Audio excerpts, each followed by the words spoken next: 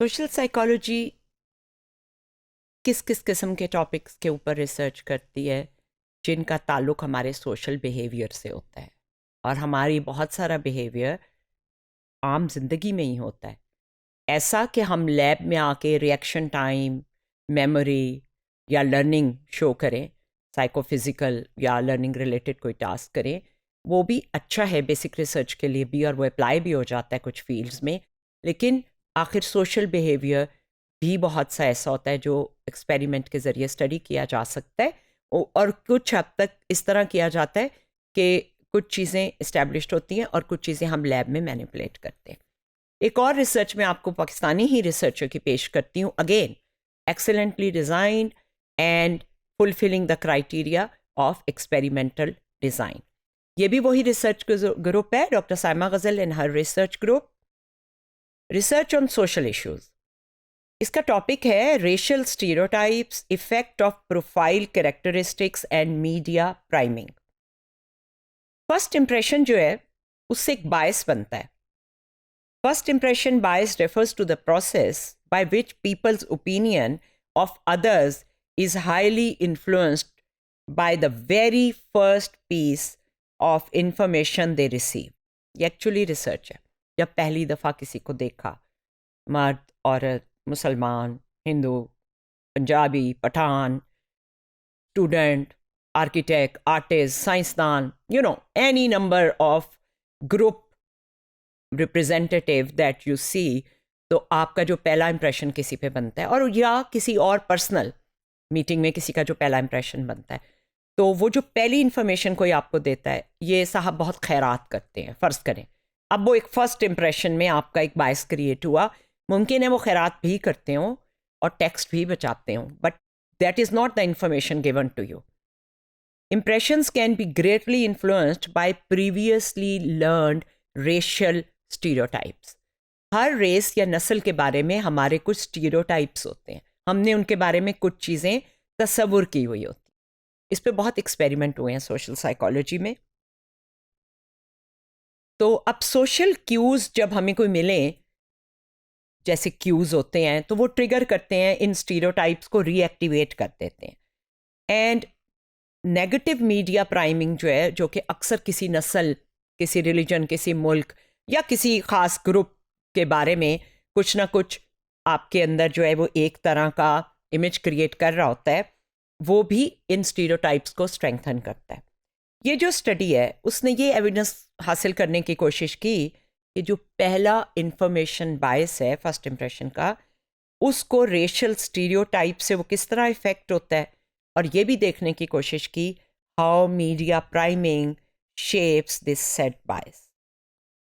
Study का 2x2 experimental design था। Participants ने या तो प्राइमिंग रिसीव की या नहीं की, ये इंडिपेंडेंट वेरिएबल 1 था।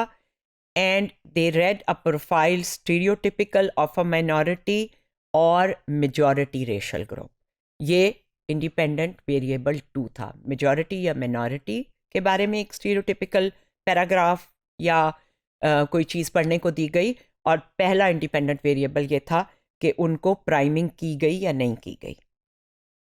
रिजल्ट्स ने ये शो किया कि स्टीरियोटाइप प्रोफाइल्स का एक सिग्निफिकेंट इफेक्ट था और मीडिया प्राइमिंग का सिग्निफिकेंट इफेक्ट नहीं था।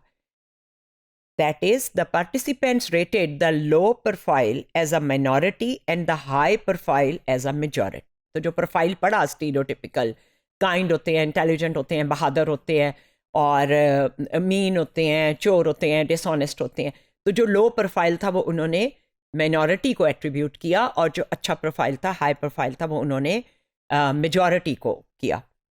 लेकिन ये जो जजमेंट्स हैं ये प्राइमिंग से इफेक्ट नहीं हुई। However, there was a significant interaction suggesting that media priming strengthened the racial stereotypes which were already showing how they rated the high or low profile. In result से ये implication है, ये बताते हैं ये आपको कि फर्स्ट इम्प्रेशंस जो हैं वो अफेक्ट होती हैं जो हमारे प्री एग्जिस्टिंग अनकॉन्शियस स्टीरियोटाइप्स हैं, जो पहले से स्टोर्ड हैं, बन चुके हैं। और ये रिज़ल्ट जो आ रहा है इसको एक्टिवली एड्रेस करने की ज़रूरत है। और ये रिज़ल्ट ये भी शो करते हैं कि मीडिया की पावर क्या है, वो इन इनकाउंटर्स को जो हम स्टीरियोटाइप बना रहे होते हैं किस तरह मजबूत करता है। तो आगे जो रिसर्च हो इस पे उसको positive and negative media priming को स्टडी करना चाहिए। इसकी स्ट्रेंथ्स ये थी कि इसने इफेक्टिवली रैंडमाइज किया ग्रुप्स को, so the participants were unable to detect what the experimenter was testing, उसको नहीं अंदाजा था। The distracter exercise was effective, the amount of information given in each story was very similar and contained the same type of information. तो उन्होंने कोई ऐसी variation नहीं होने दी कि किसी को कुछ और किसी को कुछ, एक ही जैसी ट्रीटमेंट और एक ही तरह की चीज़ दी, रैंडमाइज भी किया. So that is a good way of designing an experiment. Limitation ये है कि स्मॉल सैम्पल साइज था, तो वो अपनी उनकी रेस क्या थी, यानी वो किस नस्ल से ताल्लुक़ रखते थे, और जहाँ वो रहते हैं उस टाउन में किसी और रेशल करेक्टरिस्टिक किसी और रेस और नस्ल के लोग रहते हैं कि नहीं, इन चीज़ों को कंट्रोल नहीं किया गया, तो इसका भी असर हो सकता है उनके स्टीरियोटाइप्स पे.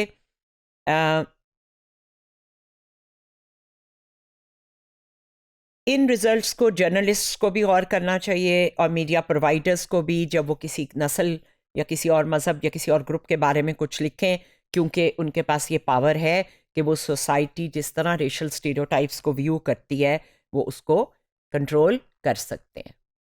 So we come to the same conclusion: careful design of experiments is the real spirit of experimental method.